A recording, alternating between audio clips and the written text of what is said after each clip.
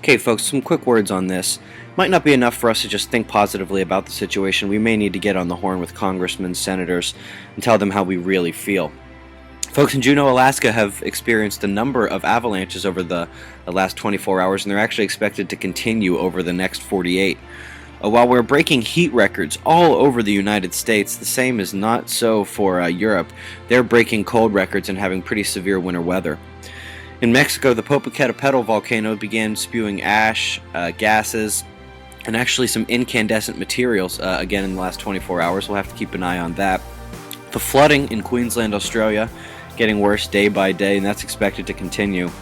We also had a 7.1, a 6-pointer, and a bunch of 5-point earthquakes in Vanuatu. Apparently, folks, NASA is noticing that the Earth is heating up over just the last few years, especially during the end of this last solar minimum, and they're saying, hey, okay, well, it couldn't have been the sun then, so it must be greenhouse gases heating up the Earth like this. Well, this whole recent heating of the Earth, does this seem familiar to you? If so, it's because just yesterday we talked about how Climate Logic has noticed that just in 2007, the Earth broke away from the solar cycle modulation of the temperature in the air and the water, and it just began to rise. So all of a sudden, NASA thinks that now pollution has now overtaken the sun in terms of its power.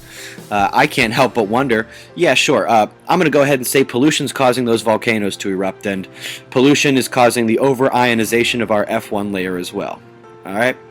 Now, if that sounds ridiculous to you, it's no more ridiculous than the idea that greenhouse gases, all of a sudden, just in the last few years, really began to overtake the sun as the main driving force of climate on this planet. It's ridiculous. This is the last time, probably, that we're going to show you this little solar active region here that we've been showing you for a few days. It looks pretty mature. It's not really morphing as much, and it's just a simple beta classification. That's it, up there in the top left of that dark, thin corona hole-like feature, which will be hitting us with a corona hole stream today. Not a lot of solar activity, not a lot to worry about in terms of space weather. That's the news, folks. Be safe.